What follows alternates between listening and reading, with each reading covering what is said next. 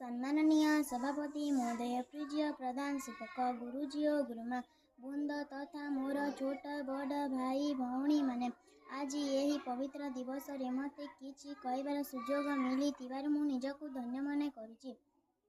आज 15 अगस्त 2025 मसीहा आम देशर 79तम स्वाधीनता दिवस आमे प्रतिवर्ष 15 अगस्त स्वाधीनता दिवस रूपे पालन करी आसुछु। आज दिनटी प्रत्येकंक पई एक गौरव दिन। अगस्त 15 होछि आम देशर जातीय पर्व अटे।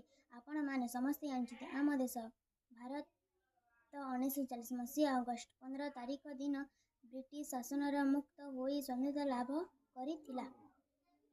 सेबेठारु अगस्त मास 15 तारीख को अति उत्साह सह पालन करी आसुछु। आम देश माँ को विदेशी कबलरू मुक्त करने को जो वीर पुत्र मैंने निज निज जीवन को उत्सर्ग कर श्री चरण मंड कोटि कोटि प्रणाम।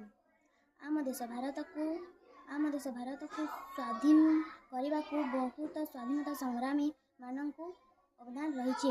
महात्मा गांधी, पंडित जवाहरलाल नेहरू, सुभाष चंद्र बोस, राज राजपति राय, मंगला पांडे, रानी लक्ष्मीबाई, लोकमान्य तिलक एवं वीर सुरेंद्र साय एमिति आहुरी अनेक वीर योद्धा माने आम देश पाई बलिदान देइथिले। आज एही पवित्र दिन रे आमे मिलिमिशि शपथ नेबा जे आमे आम देश को स्वच्छ सुंदर सुरक्षित रखिबा। एतिक कमेर वक्तव्य शेष कर जय हिंद।